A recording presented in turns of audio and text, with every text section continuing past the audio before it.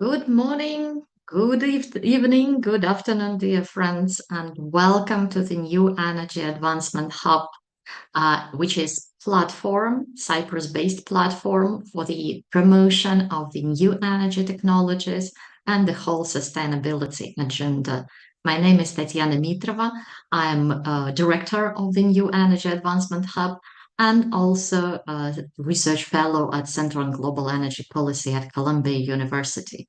And today I have great pleasure to welcome our speaker, James Henderson, who is Distinguished Research Fellow at Oxford Institute for Energy Studies and Professor at Warwick University.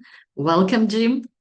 And we will talk about COP28. I know, it finished 2 months ago, and there were lots of discussions already. Everyone has written something about it. Everyone has some opinion, but frankly, I think we need some additional reflection on the results. What was achieved? What did we miss? What are the key takeaways? So, Jim, welcome. And actually, I would suggest just to start with your vision, with your overview of these whole topics. What are the most important results? What do you think? Okay, thanks, Tatiana. That's very kind and delighted to be here with you. I've just put some slides up. So I'll spend a few minutes, if I may, kind of going through what I think the main results are, and then we can discuss the implications in the Q&A. So just to start with, I think there's a couple of points to make. First, on this slide is the whole principle at the COP as established in the Paris Agreement of common but differentiated responsibilities. And that basically means that developed countries need to transition faster and help developing countries with their transition, because essentially it's the big economic powerhouses that have emitted all the carbon so far since the Industrial Revolution and really owe it to the developing world to sort out the problem and pay for some of the solutions that are out there. With that in mind, then, the key goals for the conference that we went into were the global stocktake, which is a review of how the world's doing in terms of reducing emissions and heading for climate targets that we hope will keep temperature rises to a limit of 1.5 degrees or a maximum of 2 degrees above Industrial Revolution levels. And also the role of fossil fuels within that, which account for 80% of the global energy economy at the moment. There's then some questions around money, as always, particularly the loss and damage fund, paying for the loss and damage that's already occurred, mainly in developing countries, and also the finance for changing the energy systems in those developing countries as well. And then finally, some big conversations around carbon markets and how we should price carbon emissions, the externality that is causing all the problems, and how do we incentivize people to essentially reduce emissions. Issues going in, geopolitics is always an issue, and I've just highlighted a few kind of problems there. You can see US, China, as always, of course, Russia and Ukraine, and more immediately the issues in Israel and Gaza. The question of fossil fuel companies and their role within the transition was very much on the agenda because of where the COP is located, or was located, I should say, in an oil-producing country.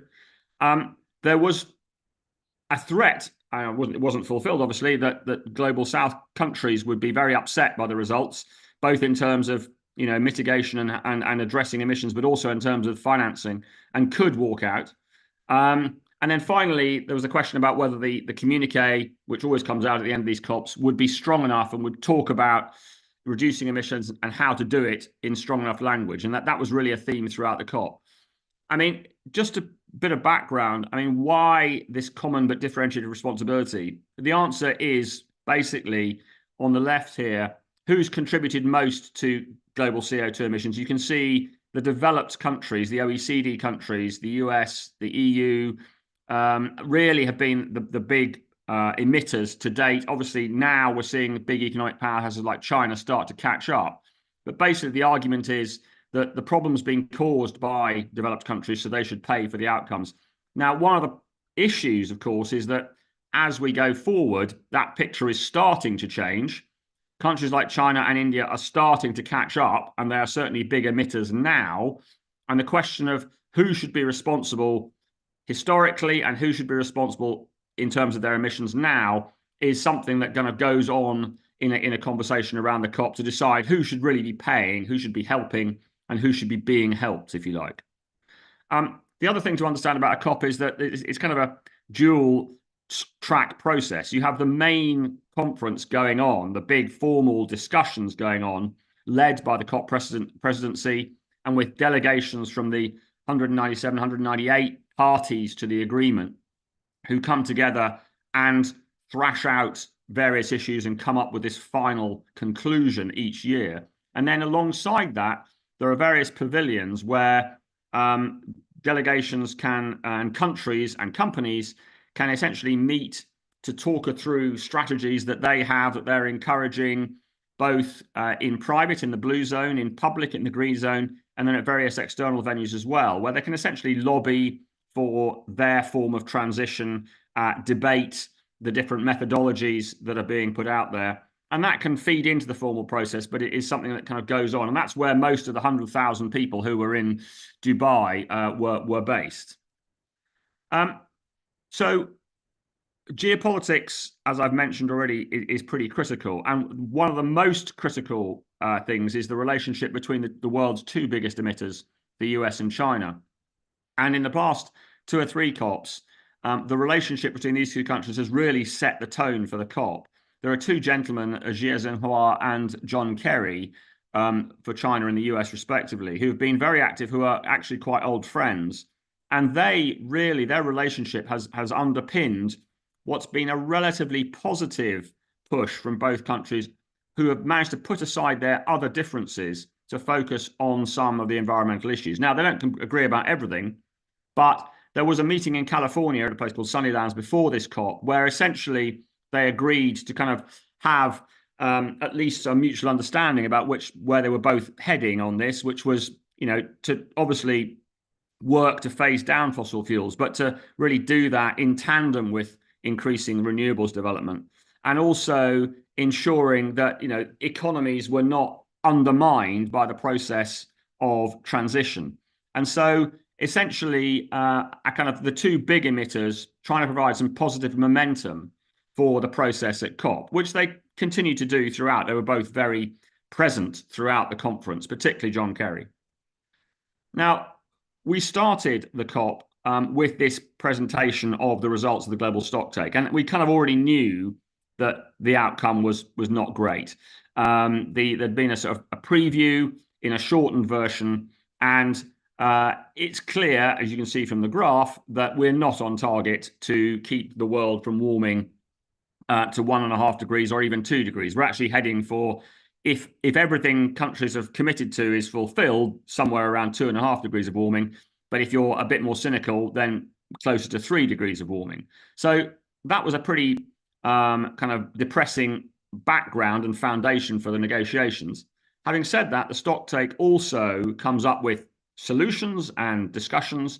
And so there were 3 major themes that came out. 1, the need to rapidly increase renewables, as you can see. 2, the need to improve energy efficiency, which is defined as the amount of energy used per dollar of GDP. And you can see that essentially looking to double that by 2030. And then finally, the big question being asked by the global stocktake is, what is the role of fossil fuels? How can we reduce fossil fuel consumption? What's the fairest way of doing that? Other issues which I'll talk about, obviously, the topic of finance and how much money is needed to do all this. The topic of carbon removal from hard to abate sectors. So there's sectors like cement and steel and glass making, where it's really very difficult to change the industrial process, and therefore there's an implicit assumption that hydrocarbons will continue to be used. So how do you remove the carbon when those hydrocarbons are burned? And then finally, I think importantly, the plans for adaptation. We're off track. The world is going to warm, so therefore we need to be ready to adapt to that. How are we going to do that? And who's going to spend money on it? So the whole fossil fuel debate, I mean, this was really the kind of at the heart of the COP, because we were in the UAE, and there was this very much the standard debate. On the one side, the environmental NGOs who really didn't want fossil fuels to be part of the discussion at all because they just want to get rid of them. And on the other hand, the so-called self-styled realists, if you like, who say, look, we're using 80% fossil fuels in our energy system right now. You can't just switch it off. How are we going to do that transition in the most logical and efficient manner? And oil companies and producing countries had been welcome to this COP, not surprisingly, and were very much more part of the conversation in Dubai than they had been in the previous two COPs. And so that was good, I think. I mean, I think, realistically, we do have to involve everyone in the conversation if we're going to transition away from fossil fuels. So we saw some CEOs there making statements and positive statements. We saw a charter being signed by 50 companies who are promising to cut out flaring, to drastically reduce the emissions in their own value chains. And also to focus on methane emissions, which I'll talk a bit more about. Some oil companies took it a bit far, I thought. They started talking about geological net zero. I mean, pumping CO2 into the ground to get oil out and claiming that made the oil net zero, which, I mean, theoretically, yes, but really not very helpful as a starting point from where we are now. And I think also what happened was that the economic arguments, the economic positions, and therefore the political positions of oil exporting countries and fossil fuel users did come to the fore. So we saw Saudi Arabia and OPEC encouraging their members really to reject any mention of the phase out of fossil fuels, particularly oil and gas. And the argument being, why would we vote for economic suicide? These hydrocarbons are critical to our economies. We can't be expected to just shoot ourselves in the foot. And then other countries like India were saying pretty much the same thing around coal. And then African representatives were saying, well, look, we've hardly contributed anything at all to emissions so far. We have oil and gas. We'd like to do what you've all done, which is to use that oil and gas to help develop our economies. And we have a problem with energy access anyway. So we just need to do what we need to do. And you guys who've caused the problem need to sort it out. So the future of fossil fuels very much up for debate. Different opinions depending on where you are in the world and what state of economic development you've enjoyed so far, and commitments starting to be made by oil and gas producers, both countries and companies, to help in the transition process. Now, I think it's important at this stage to look at some of the language that was used in the final conclusions, because the language is very, very important. What we saw was a historic mention of transitioning away from fossil fuels for the first time in the final statement. So that was a big moment, really. It's the first time oil and gas have really been included, implicitly, of course, within fossil fuels. But I think it's important to understand in the first paragraph here that the efforts are being made in a nationally determined manner, taking into account different national circumstances, pathways, and approaches. That effectively means that countries have the opportunity to do what they think is right for them and what makes sense for their circumstances. So if you're a developing country and an oil producer, you might well argue that it's perfectly fair for me to carry on producing oil and gas and consuming it. You, the developed countries who've caused this problem, you're the guys who need to transition fastest. So yes, we're tripling renewables, absolutely, and we hope to double the rate of energy efficiency. We're phasing down unabated coal power. So unabated, as in no carbon removal, no carbon capture and storage. We don't want to be just burning coal and not capturing the carbon. So that whole question of abatement was very important as well, because the technology around carbon capture is hotly debated. Is it really useful, or is it just an excuse for continuing to burn fossil fuels? But anyway, it was in the final communique. And then when we look at the transitioning away from fossil fuels, it was in a just, orderly, and equitable manner. Now, what does that mean?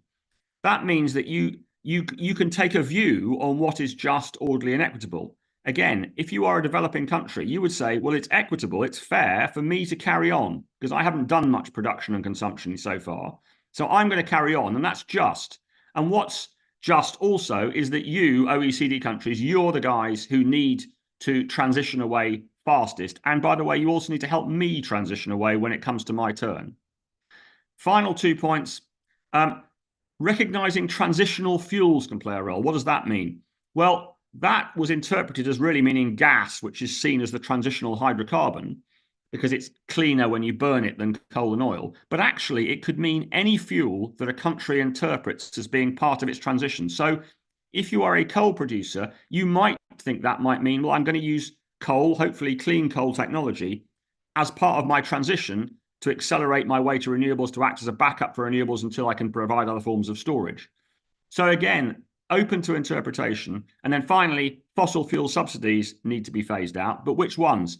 Inefficient ones. Well, what does that mean?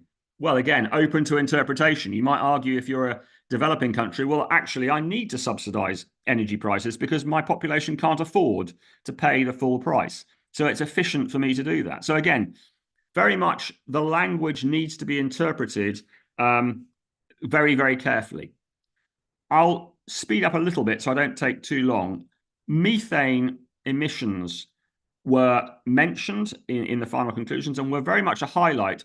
Why are they important? Well, because methane, when it operates in the atmosphere, essentially has 80 times the global warming effect of CO2. Now, that effect is sort of disappears over a much shorter timescale, sort of decades rather than centuries or millennia. But nevertheless, as a short-term fix, sorting out methane emissions and flaring is a very good way of addressing the issues around temperature rises in the short term. So there's a lot of talk about that.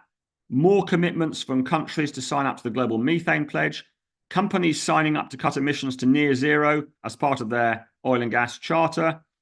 Global flaring, again, focused on, we need to basically cut out the sort of the inefficient flaring of gas around oil and gas production, and then money committed to this as well, including a very important new initiative led by the Environmental Defence Fund, the IEA, and others, who are going to be sending up new satellites in 2024 to really try and highlight who is emitting. And the phrase, you can run but you can't hide, and we're going to name and shame the major emitters, were running through the COP. So I think this was a very, very positive move. We'll have to see whether anything actually happens. That's always the problem. I mean, you can make promises, but you've got to keep them. But anyway, methane reduction, a very big focus.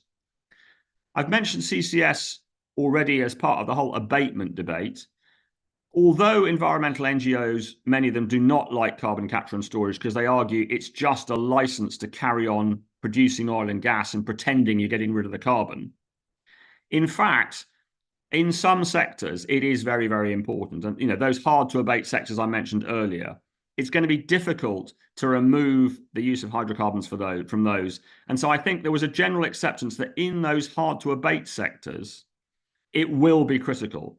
And so I think that the point that really was being made was we need to think about CCS in specific contexts.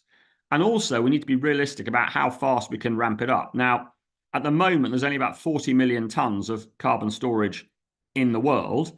The graph shows that the Global CCS Institute believes that there are projects that are either underway or being discussed or being planned that could take that number to 350 million tons, but probably by 2030, that the 2023 number includes projects that are planned and they wouldn't come online until the end of the decade. So we can see projects with 350. We need, the IEA forecast suggests, we need to get to 1 billion tons, 1 gigaton by 2030, and 8 gigatons or thereabouts by 2050. So we're a long, long way away, which is why it's dangerous to talk about net zero oil and the use of carbon capture and storage to justify oil production, because actually there are a whole heap of other jobs for CCS to do.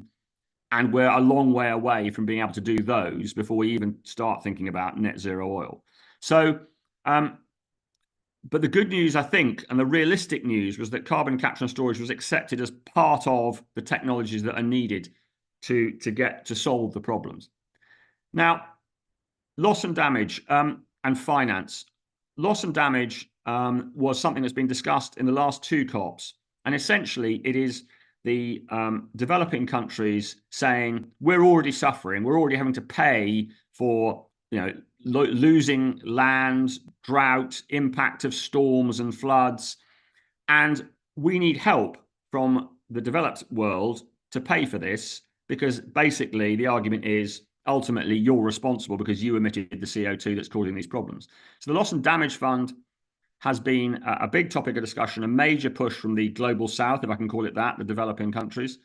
And finally, a fund was confirmed and operationalized at COP28, which was seen as a big win. Now, again, one has to be slightly cautious because the amount of money pledged so far, although it looks impressive at just short of $800 million, really is their drop in the ocean compared to the amount that would need to be paid out. And one thinks of the floods in Pakistan and the damage there of about $30 billion. So, although welcomed, still questions to be asked about, whether these are really new funds or are countries just reallocating money from elsewhere. Who can actually access them? Which countries are allowed to use this fund? Is it just the most vulnerable? Is it all developing countries? Does it include China, which is a developing country by definition? How do they get the money? Is it grants? Is it loans? Is it insurance? So questions there. I mean, interestingly, even the name of the fund was up for grabs because the developed countries really don't want the fund to encapsulate the kind of any sense of responsibility. And so they're not very keen on loss and damage because that kind of implies paying for losses that you're responsible for. So the other phrases are being bandied around, which just underlines there's still quite a lot of uncertainty about this fund. As for the rest of the money that was being talked about, the first question was about the $100 billion pledge that developed countries made back in sort of 2009, 2010 to pay $100 billion to help the transition in the developing world by 2020. They failed to do that in 2020 and 2021. There was a debate about whether they'd achieved it in 2022. The OECD, in a report, claimed that it was, quote, likely that they had. Many developing countries questioned the evidence for that. So there's still a debate about whether that $100 billion pledge has been met. Much more important, though, now is that from 2025, the $100 billion needs to be increased. And the debate about to what is the live topic for 2024 and needs to be agreed at the next COP because it's going to go into action next year. I would suggest that number needs to be pretty much close to $500 billion at least, because there's basically, the developing world needs to be receiving funding for at least $1 trillion a year to meet the amounts of money it needs by 2030. So it's hard to see how that $100 billion number cannot go up very, very dramatically. But that's going to be a difficult negotiation, and it'll be political as well as economic. Money was being pledged throughout the COP, which was positive, mainly led by the UAE. But in terms of how that money is provided, there were still questions because developing countries really don't want to be loaned any more money. They've got big enough debt problems as it is. They want grants. They certainly want low interest loans if they're loans at all. And they also want to make sure the money that's coming is not just being reallocated from other development funding. And they're also questioning the role of the World Bank and other multinational lending banks. And they want more action from the World Bank and its sponsor countries, its shareholders, if you like, who are the developed OECD countries. They want the World Bank to lead more on climate finance to reduce risks for private capital and to really play a much more active role in the developing world, not take such a commercial angle. So big questions about finance as well. Really, these graphs just show you that the cost of financing in the developing world is prohibitive, to be honest. You can see that by 2020, government bonds were paying in some countries as high as 25% interest rates. So it's a very live question, how finance is provided, and making sure that when private capital comes to bear, the returns that are asked do not reflect what are seen as very high risks in the developing world, because the high risks have been hopefully mitigated by the actions of the World Bank and other global lending agencies in order to allow private capital to come in and take a lower return to provide cheaper financing effectively for the developing world. So that's a big question that's still out there. On adaptation, I mean, this is a tough topic. As I've said at the start, we're heading towards a world at the moment which is going to warm by more than 2 degrees. So adaptation is going to be very, very important. And that's, adapting to all sorts of things, from floods to droughts to storms to increased risk of disease.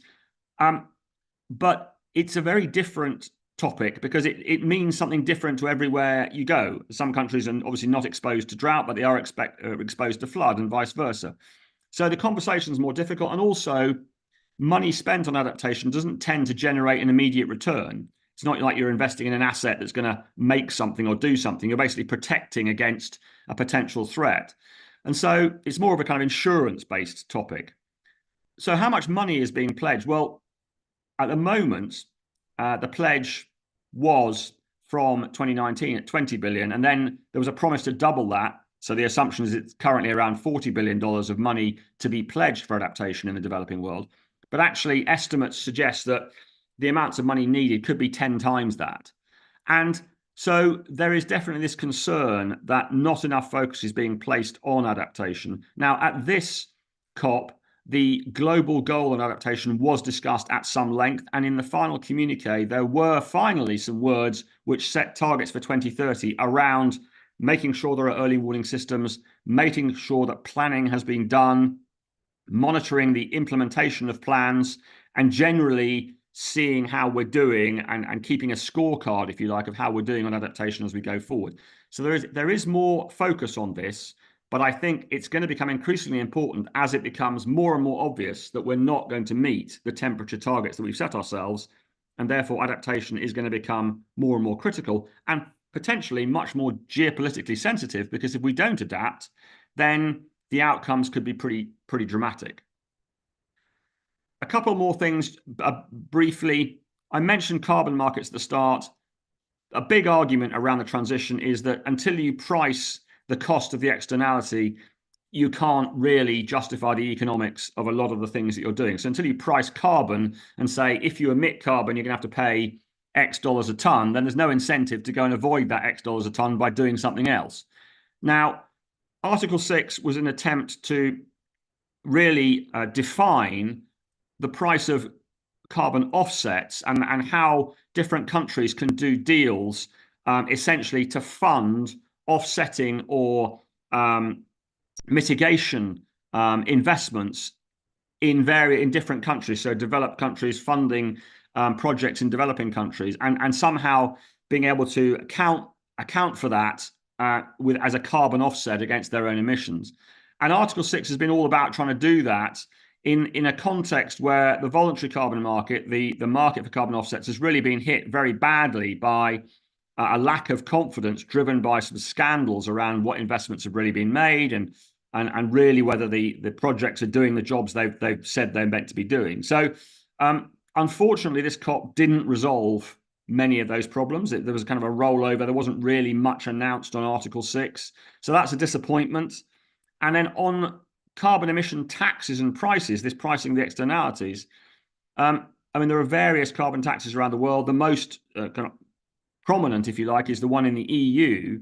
And the EU has announced that it's going to try and globalize its carbon tax essentially by introducing a carbon border adjustment mechanism, i.e. any goods imported into the EU will effectively have to pay the EU carbon price.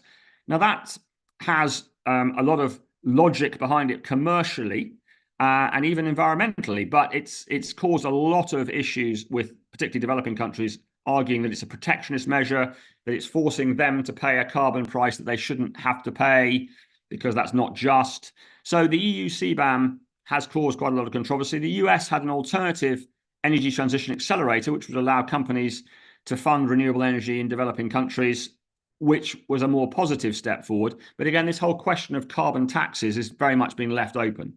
I'll avoid that slide for the interest of time. I'll mention nuclear. A bit like carbon capture, nuclear hasn't really been mentioned at COPs because there have been quite a lot of objections on environmental grounds in terms and also safety grounds. Oops, sorry, I've gone forward a slide there. But this time, I think in the spirit of no technology should be ignored, nuclear has been mentioned. A number of countries have pledged to triple capacity. Many other countries still don't like nuclear, but there was a lot of talk about not only its role over the longer term, but even in the shorter term, the use of SMRs or small modular reactors, much smaller plants can be built more quickly, can be allocated more geographically in a more geographically dispersed manner, so they're much more useful in individual locations. And so I think we can say that nuclear had a good COP. There are still obstacles around the amounts of money it costs, about particularly the supply chain, both the provision of processed uranium, but also the disposal of nuclear waste, questions which need to be answered. And there's always those underlying safety concerns, which many observers always raise. But nevertheless, I think COP and really underlined that nuclear is back in the conversation. It's certainly not the only answer, but it can be part of the solution. I just want to come back right at the end here, just to make the point that, again, all the things I've talked about really need to be seen in the context of this, the different starting points and the different views on transition from different parts of the world. And this graph just shows how power is generated in different regions. And I'll just highlight the contrast between, North America, Europe, where there's quite a broad mix of hydrocarbons and renewables being used in the system, the Middle East, which is mainly oil and gas, and then Asia Pacific and Africa, where there's a lot of coal. And you can see that everyone's coming from a different starting point. Everyone's looking at the transition with not just environmental hat on, but energy security, domestic social issues, and cost issues. And so I think this COP was more sympathetic, I think, to the different starting points. And we saw in that phraseology around the final communique that, countries and regions are being left a little bit more now to interpret transition as they see fit. And I think we have to accept going forward that, regions like Asia Pacific are going to have coal in their mix, perhaps for longer than we'd like, but because they have other reasons for really wanting it around, and they're going to transition perhaps directly from coal to renewables without going via other fuels, if that's a problem. Whereas the Middle East will take a completely different view, as will Europe. And indeed, if you look at South and Central America, which already has a lot of hydro, clearly they're well along the renewables line already. So very different views. And final slide, not just different views, but now different strategies. And I think, again, this differentiation between what different regions are doing, although the COP calls for collaboration between countries and regions, actually what we're seeing is industrial policies being developed, which are, I guess, with a lot of self-interest and with specific strategy to create competitive advantage around the energy transition. So the Inflation Reduction Act in the US is a classic example of that, which is a very positive step by the US, but is clearly very, very domestic focused in terms of where investment and where payments are going and where you need to be sourcing all the goods. The response from the EU has been seen in the Green Deal, obviously, but also in the Net Zero Industry Act. Again, making sure that local industry is advantaged.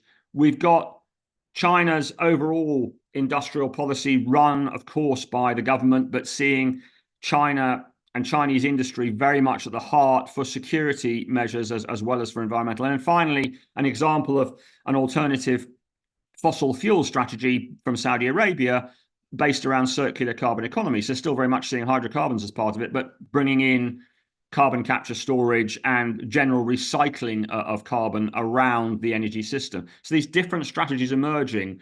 So I think the big question we're left with actually is whether collaboration is really viable or politically likely, and whether actually what we're dealing with here is a whole heap of competing industrial policies, which may actually generate positive things as well, but just in a different way than might have been envisaged by the COP.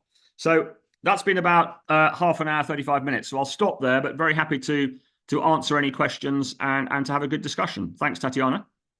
Great, thank you, James. That was a fantastic overview and summary of all these various and very different discussions at COP. Can we make like a even shorter summary? In your mind, what was the most important thing fixed, achieved during this COP, or maybe a couple of things which will make it like a historical event, if any? Well, yeah, I mean, I think that the historical thing was the mention of fossil fuels in the final communique and the fact that we've acknowledged now that there is a transition away. But for me, actually, I think that the historic thing was more, and it wasn't really in the headlines, was more that there is now appears to be an acceptance that no fuel, no energy source, no technology can be ignored. no matter how, whether you'd like to sort of not have carbon capture and storage around because you think it's a SOP for the fossil fuel, you just can't ignore it. You can't ignore nuclear. You might not like nuclear for safety reasons or environmental hazard reasons or waste reasons, but you just can't ignore it. We're not on track for meeting our temperature targets. So everyone needs to be allowed to develop what they think the solutions are. And I think that element of competition I said at the end on industrial policy, I think that is potentially what's going to play a very critical role from here. So I think for me, the COP was a much more technology neutral and more diverse discussion than it has been in the past. And I personally think, given where we are, that is probably a good thing. So I'd say that was pretty momentous, and we'll see whether that momentum is continued into COP29 and COP30. I think the other thing was that the finance question, the loss and damage fund, again, was seen as a historic moment and an acknowledgement that there is a sense that we do need to be paying the developing world for the problems that we in the developed world have caused. I think that was a historic moment. I just think that there is really a very, very big question around finance. And the one takeaway that I think most people had from this COP is that the next COP, COP29, is going to be very much known as the finance COP. And I think it's not historic, it's not kind of momentous, but I think the real takeaway from this one is that a lot of the finance questions actually were sort of slightly pushed to one side, because everyone knows that 2024 is going to be the year when we really have to talk about how we're going to pay for all this. And the numbers are very, very large and are going to be difficult to agree on. And I think so that's the other big takeaway I took from this COP. One more, if I may, and I think the methane question, it had already been highlighted at a couple of previous COPs, but at this COP, there really was a very, very big focus. And I think as a short-term kind of positive, if we can get the methane question really starting to be addressed, and if these satellite pictures and the naming and shaming really do start to work, then that can be a big win from this COP as well, because it really was a very big focus. Great. So let all flowers blossom. Yeah. This is now this technological neutrality approach, and basically all these diverse national industrial policies are illustrating it. It doesn't matter how you're achieving decarbonization, it's just the goal itself that matters and the very fact of its achievement. But then with finance, you've mentioned that before this COP, there was a feeling that if nothing happens, developing countries will simply walk away. And I've seen a lot of disappointment and even anger from their side. So you think it calmed down, but it was just postponed for the next COP. Yeah, and the moment of truth is like approaching, whether this finance is being delivered or not. So do you think we are like close to the critical point, or was it more a feeling during this COP that these tensions are calming down, and with some financing, not sufficient, obviously, as you mentioned, but at least coming, it is calming down? So on loss and damage, the developing countries had to make some compromises about where the fund will be located and also, how it would be defined. And they did that in order to get the deal that was announced on day one done. So there was some compromise there. And on the other topics, I think the other financing topics really were not addressed head on, because everyone knew that the $100 billion kind of finance number was only relevant for one more year, and that the real conversation now needs to happen about what happens from 2025 onwards. We are, as the graphs from the global stock trade show, we are off target. We're heading for a 2.5-degree warming world at best, and the numbers that were outlined even in the communique showed that we need to be spending $1 trillion a year more in the developing world over the next 4 or 5 years to get anywhere near being on track, that we need to be spending, on green energy investment overall, we need to be spending sort of $2, $3, $4 trillion a year, and then never mind adaptation, where we need to be spending, as I said, potentially 10 times as much. All these numbers were out there, but everyone knew that this is the discussion for this year. So I think this COP highlighted the problems. It tried to address the $100 billion issue and whether we'd actually achieved that goal or not. But everything else was kind of left because we are heading towards this big moment, this almost cliff edge. And if we get to COP29 and we are not heading towards an agreement that significantly increases that $100 billion number, and realistically, I mean, that number needs to be closer to 5 times that if we're going to be, and rising, if we're going to be anything like on target for the financing needed, then it's just going to become so obvious that we're just not going to meet the targets. And I think then the developing world countries, the global south countries, may well actually walk out. I mean, even at this COP, unfortunately, it is smaller countries that are affected. So the smaller island states were on the point of walking out anyway. And I think it was very interesting that at the end, the final agreement was signed and they weren't even in the room. And no one seemed to really notice. And no one seemed to really care apart from them. And it's that kind of attitude that if those were bigger countries or a bigger grouping of countries or the G77 that had been upset, then I think you could really see a breakdown in the negotiations and people starting to question whether the COP process is worth the candle.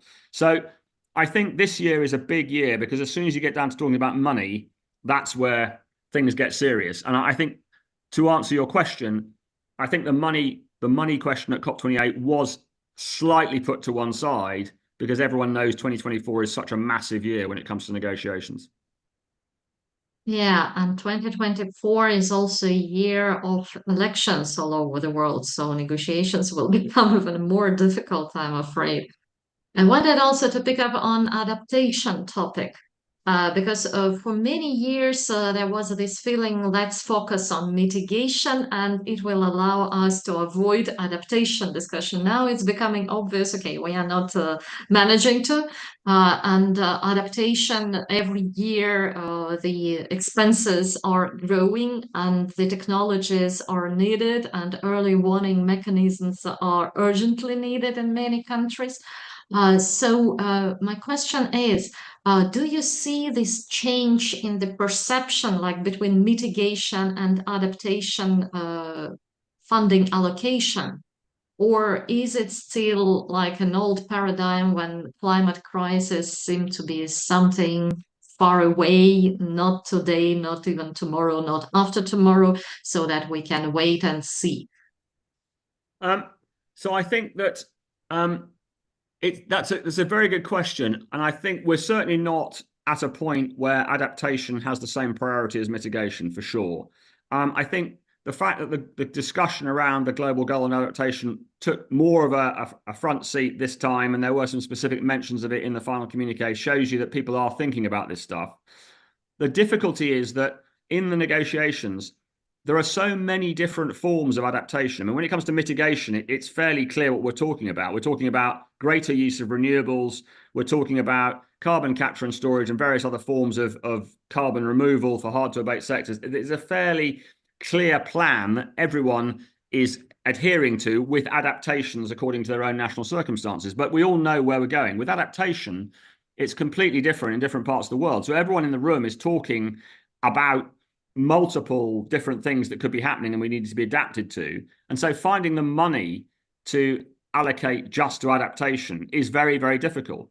And not only that, but then you've got the psychological point that you've already raised, which is that, well, it may never happen. Well, I mean, I think we're increasingly understanding it probably will happen, but when it may happen, how we need to adapt and how much we need to, money spent on adaptation is probably money not spent on mitigation. So then, the environmental lobby groups are like, well, hold on, are we accepting the fact that we're just heading to a world where adaptation is the priority? We're not there yet, but I think there is clearly a an increasing view that we do need to be preparing for this changing environment. And I mean, we're not there yet in terms of thinking what might happen if we don't, but clearly, if we don't adapt, if we don't spend on adaptation, particularly in the most vulnerable countries in the developing world, then that will lead to very severe consequences. I mean, we will see mass migration, we will see potential conflict, we will see other political turbulence. And so, and in a sense, we're already seeing that. And so the spending on adaptation is certainly going up the agenda, but defining it and crystallizing what exactly the money should go on is difficult. And the final point is that it's what type of money are we talking about? Because when it comes to mitigation, you can see how companies might make money out of, building a renewable electricity plant, and they'll generate a return and make some money.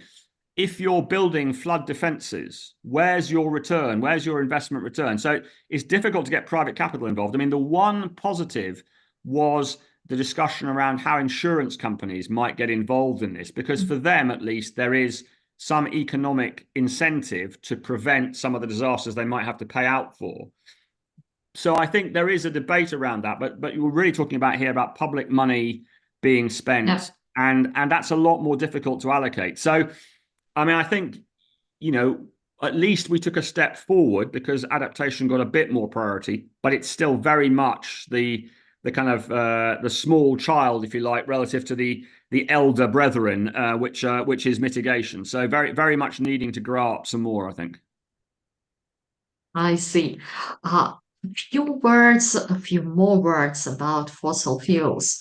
So indeed, it was a landmark because they were mentioned, and there was a battle regarding the wording, as usual. But here, I think oil-producing countries were extremely focused and active. So what do you think? What's your feeling after this whole discussion? Is 80% of hydrocarbons in the global primary energy mix, that's a lot. Were there any specific numbers mentioned, let's say for 2030, 2050? How fast these, not phasing out fossil fuels, but transitioning away from fossil fuels is acceptable for the participants of COP, which have very diverse backgrounds? Yeah, so I mean, I think the answer is there weren't really any numbers which were bandied around in terms of percentage change in the share or absolute numbers.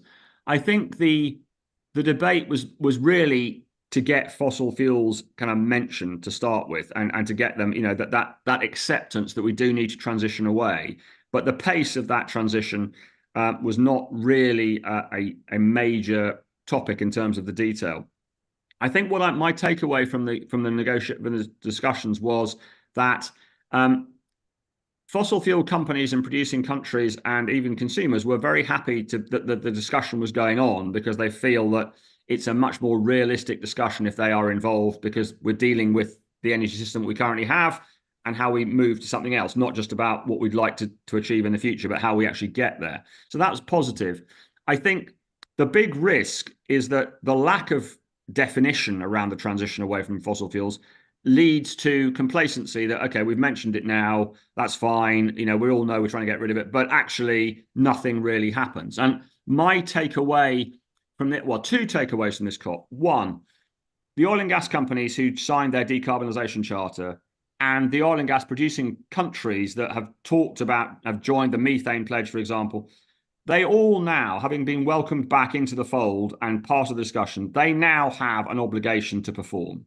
And I think they need to be held to account. And I think clearly some of the Environmental Defence Fund and others with their satellites are going to hold them to account on flaring and methane emissions. But I think in terms of decarbonisation of the value chains, scope 1 and 2, so their direct value chain and that of their contractors, they really need to demonstrate and be transparent about what is happening. If they're not, then I think they need to be called to account. Now, how are they called to account? That is a very interesting question. Unfortunately, at the COP, again, no definition. There's no penalties. It's just, basically naming and shaming. So it's going to come down to governments and stakeholders, frankly, shareholders and consumers, to act. Now, that leads me to my second point, that the other discussion that didn't really happen as much as it ought to was the focus on consumers. There was talk about removing not rebates, I'd say fossil fuel subsidies, but that was the only real discussion around consumption. Now, I think the assumption is, of course, that if consumers are offered a relatively cheap, greener alternative, they'll take it. But I think in terms of efficiency and that doubling of efficiency pledge, there hasn't really been a conversation about the political reality of that and how that's going to be achieved. And I think there's all the other conversation that's not really happening is between producers and consumers, because not unnaturally, some producers are saying, well, it's not up to us just to cut production, because if we cut production and demand stays the same, all that means is the price goes up. And, do you really want that? You don't appear to. So you need to show us that you're reducing consumption, then we'll reduce production. And so I think a producer-consumer dialogue and the need for that was one thing I took away from COP, was that there seems to be two different conversations going on at the same time. One, get producers to reduce production without really thinking about the consequences of that in terms of price. And two, on the other side, we need to improve efficiency, and we need to get consumers, using half as much energy per dollar of GDP, but no real conversation about how that's going to happen and not putting the two together. And I think that's one of the issues at COP, is that there's a temptation to bash one side or the other without having a sensible conversation about actually, what are the real targets around demand, precisely what you're saying. What are we really trying to achieve here? How are we going to do that on the demand side? How are we going to do that on the supply side? What are the implications for producers? How is this all going to work out? That conversation has not happened. So, when you come back to the future for fossil fuels and what this COP really meant, at a high level, big picture, top line, headline, yes. We're now looking at fossil fuels. Detail, what does that really mean? No, still lacking. And I think unless we start to see real action, then it could be a wasted opportunity. You mentioned energy efficiency, and we at the New Energy Advancement Hub are big fans and promoters of energy efficiency on the household and on the level of medium and small enterprises, and we see how difficult it works. So though, you can take 2-hour course and then you can cut your bill by 30%. It is working, yeah, but there is very big psychological inertia for people to start doing and implementing all these measures, even with the lowest hanging fruits, not even talking about more capital intensive measures or solutions. So we understand that the best energy is the one which was never produced and never consumed, just saved. So for me, these numbers sound a bit mysterious. What's the plan? How are they going to double energy efficiency in just basically several years? Were there any underlying measures or stimulus or obligations? Yeah, so the KPI is there. Who is responsible for this KPI? Well, it's a good question. Again, with this whole question of sort of national circumstances and national plans, I think the idea is, of course, that the nationally determined contributions, the NDCs, the plans that countries put together, come back with more specific targets on an individual basis. But I agree with you. It has been difficult to look, energy efficiency has improved, particularly in the developed world. So that has happened, and clearly there's an economic incentive for companies, particularly, but also for individuals to improve energy efficiency. Although I think companies work harder at it because the numbers are bigger. But no, I agree with you. The lack of specific targets, and actually, I think for me, in many consumers, the lack of understanding and just the need for some direction. And need for governments to kind of really provide some pointers, not force people to do it, of course, but provide some key opportunities, if you like, for energy efficiency and encouragement towards making the investments that would imply, and providing the odd subsidy here and there to encourage it, of course, as well, is what's required. Now, there wasn't anything. I think the COP is too high level an environment for coming up with specific plans like that. But I think you're right. I mean, I think that the target to double efficiency is certainly a stretch target within the period of time we're talking about. And it will require the new NDCs, which are being put together as we speak. I mean, one of the reasons for the global stock take and the kind of conclusions that are reached is to sort of provide a steer for what is expected to be seen in these individual national plans. And so I think the answer to your question, I hope, will start to come in these national plans, with not just with statements which say we agree with the UN, we're going to double efficiency, but actually say we're going to double efficiency by encouraging X, Y, and Z. And of course, that will be different in different parts of the world. So, in cold countries, it'll clearly be around insulation and, heating, optimizing heating. In hot countries, it'll be different, of course. So, and with different industrial processes too. So yeah, I mean, again, another target that is there as an overall pointer, but needs to have some sort of national definition put around it. Great, thank you. So you confirmed my concerns. We have a question from Maria. What changes or actions can we expect after COP from international development agencies, national governments, corporations, and how does it work? So you've mentioned already this revision of nationally determined contributions from the national governments, but what else? On governmental level, on international level, and on the corporate level?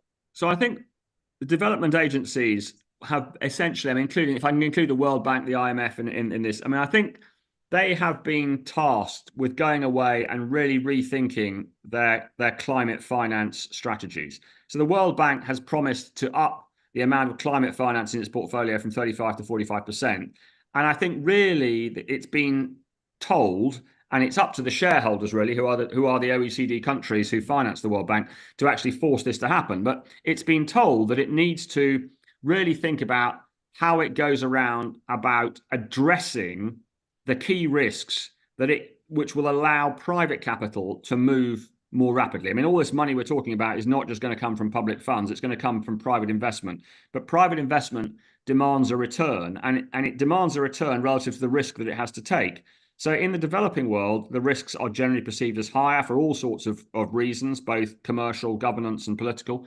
And if the World Bank can identify the risks that it can reduce, and the sort of insurance, if you like, to an extent, it can provide, the guarantees it can provide for private capital to move, then that it will be really doing a huge service to the world. Because, I mean, the numbers being bandied around in terms of private capital available are in the hundreds of trillions. So potentially there's a wave of money waiting to move. But if it moves demanding a rate of return of 20% plus, then there aren't going to be many countries that can afford it. So the international development agencies and the World Bank and the IMF really need to address that kind of risk mitigation. In terms of companies, then I think with companies, the goal is, one, to decarbonize their own value chains. I mean, obviously fossil fuel companies are committed to that, but I think that's a truism throughout, is that, and I think with the customers, there is an obligation to an extent to demand that happens. I mean, one only demands that happens by directing one's trade towards companies that have a greener value chain. So companies are profit-making organizations. They're not going to do stuff without some incentive. And if the incentive is, your right to operate, your license to operate depends on you having a greener value chain, then they'll green their value chain. So I think that's what companies are being tasked with as number one step, is sort out your value chain.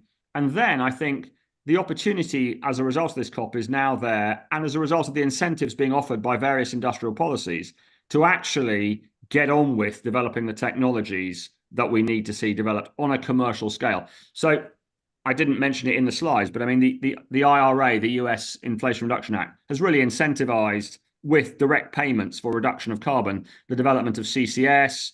There are now penalties for methane emissions, which are much heavier. So I think we will start to see the technologies being developed both to monitor, to report and to verify, and to reduce emissions as a result of these incentives. I mean, the European Union's taken a slightly different tack in terms of using more of a stick rather than a carrot. But nevertheless, there are industrial policies in place there, and a Green Deal, which is going to incentivize people to act in the EU as well. And so I think companies are just being asked to go away and rethink plans based on this more technology neutral approach that is being taken at COP, and to see what they can come up with the support of governments who need to provide the incentives, either in terms of a cost of carbon or in terms of a kind of an incentive package, a payment, if you like, for removal of carbon. And so we'll see what governments come up with. But that's really the task I think governments need to take away. One short question on methane that you've mentioned. Yeah, so obviously the companies are now facing this urgent need to do something to fix it. Many of them started to do it quite long ago. For the others, it's like a new challenge. But there are still many countries which are not part of this pledge. And obviously there is a lot of criticism that, okay, uh, this is probably the most destructive greenhouse gas, and nevertheless, some of the largest emitters they are not willing to join this volunteer reduction community. So, with those who joined, what do you think will happen next with this new satellite fleet monitoring and with the newspapers shaming those who still emit? So, what does it mean on the commercial side for the companies?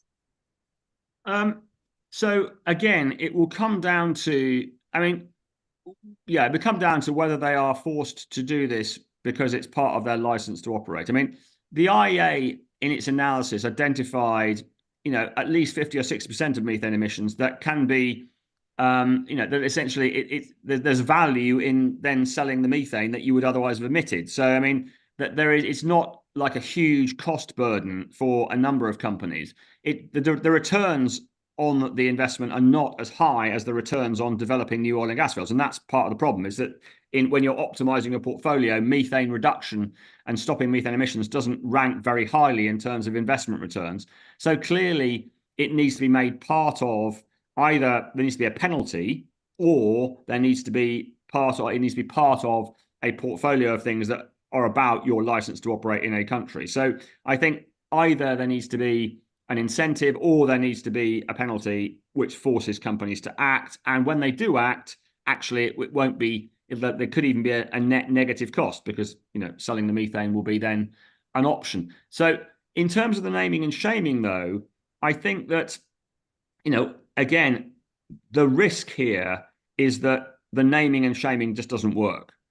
For some companies and in some countries it will, because the stakeholders, the population at large, take the environment very seriously. They are prepared and are wealthy enough to make choices around which companies they're prepared to operate with and whose products they're prepared to buy.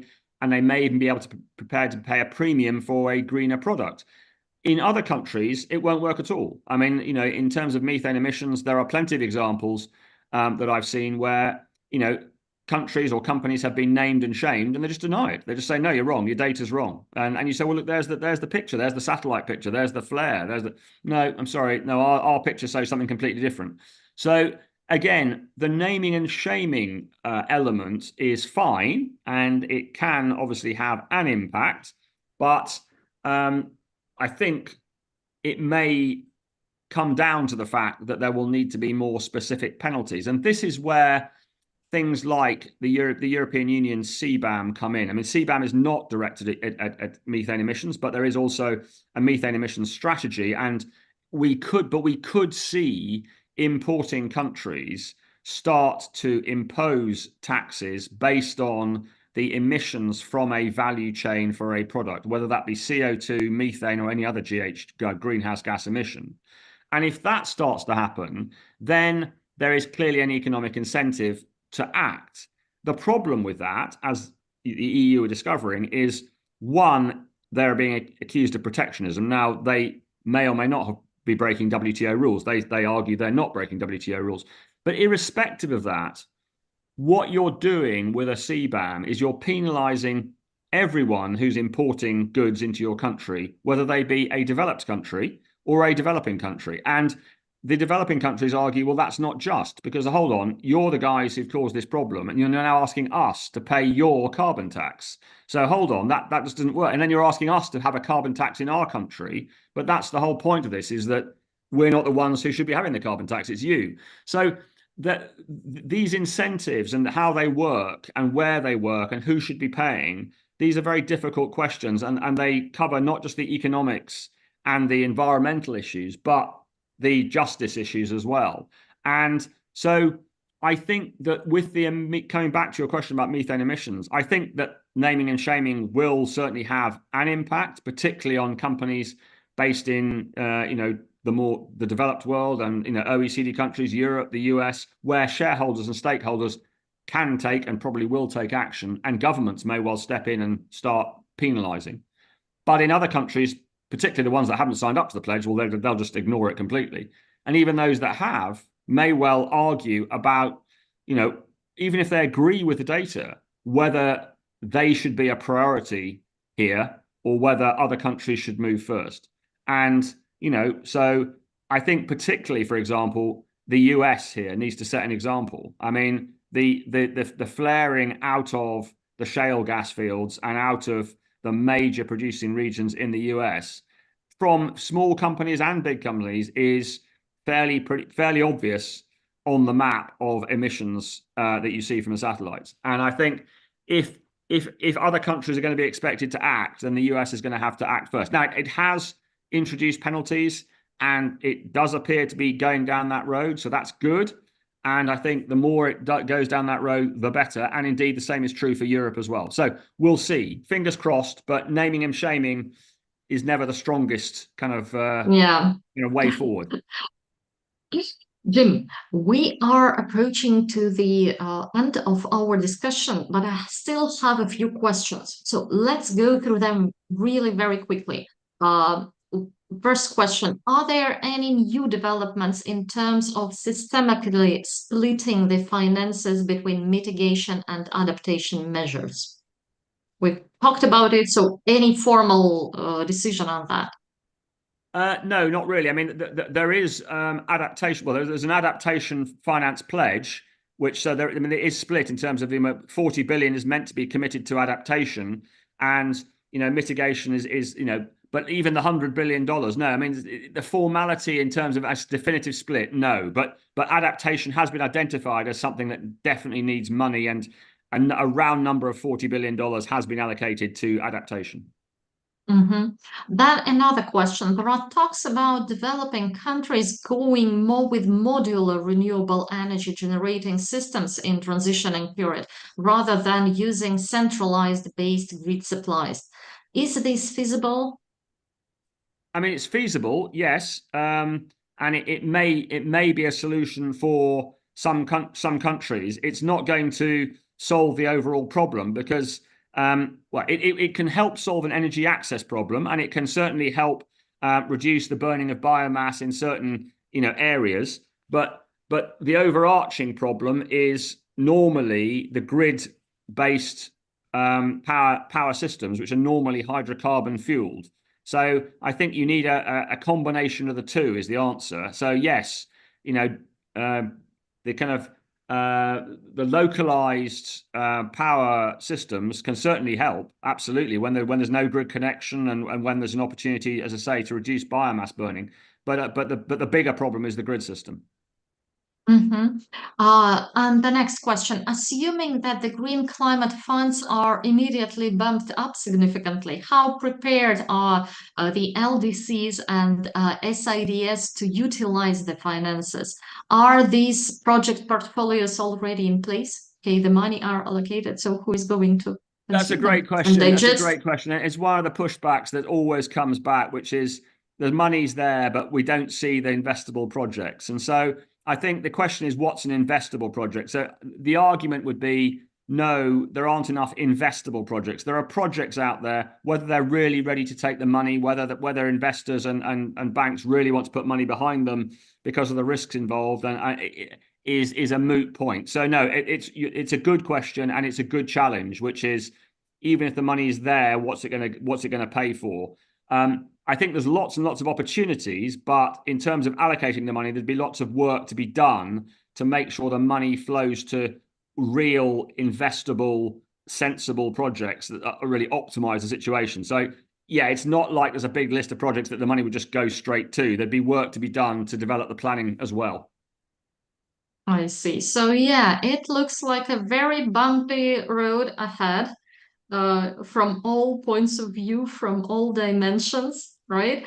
But Jim, thank you so much. It was really very intense and interesting summary of what has happened and what hasn't happened, and what to expect and what to look at. Thank you for your answers. There were some really challenging questions, I assume. Thank you for your time. And maybe if you have any final remark for our audience, like the very final words, please do. Yeah, no, I mean, I think although it's easy to be overly pessimistic after these meetings because we don't ever quite achieve what we think we're going to achieve. I think the fact that conversations are going on, I think the fact that we are having a broader conversation now about all the potential solutions here, I think the fact that there is an increasing realization of the challenges is a positive thing. I mean, steps forward were taken. We're not on target, but at least we understand where we are now. The global stocktake was an important measure, so everyone can understand where we are. And I think this kind of multi-dimensional and almost multi-speed transition is probably more realistic. And the realism itself is a positive thing, because there's no point in, hoping for the impossible. You've got to deal with the reality. And I think that's what this COP did. So although I think I've said quite a few things that make it sound like it's a bumpy road and very turbulent and disappointing, I'm not disastrously disappointed. I think it's eyes wide open. These are the challenges. We now need to get on with it. So the vector is there, and there is some movement slower than we would like it to be, but nevertheless, it exists. Wow, that sounds great. And on this positive note, I would like to thank you for your time and for the participation and for brilliant presentation. Thank you and goodbye. Thanks, Tatiana. Pleasure to be here.